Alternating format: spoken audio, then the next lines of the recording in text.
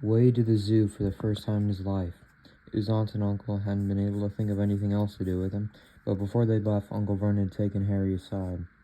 "I'm warning you," he had said, putting his large purple face right up close to Harry's. "I'm warning you now, boy.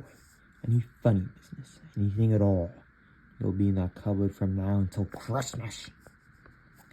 "I'm not going to do anything," said Harry, honestly.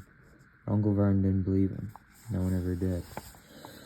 The problem was, strange things often happened around Harry, and it was just no good telling the Dursleys he didn't make them happen. Once, Aunt Petunia, tired of Harry coming back from the barber's looking as though he hadn't been at all, had taken a pair of kitchen scissors and cut his hair so short he was almost bald except for his bangs, which she left to hide that horrible scar. Dudley had laughed himself silly at Harry, who spent a sleepless night imagining school the next day. He was already laughed at for his baggy clothes and taped glasses. Next morning, however, he had gone up to find his hair exactly as it had been before. Aunt Petunia had sheared it off. He had been given a week in his cupboard for this, even though he had tried to explain that he couldn't explain how it had grown back so quickly. Another time, Aunt Petunia had been trying to force him into a revolting old sweater of Dudley's, brown with orange puffballs.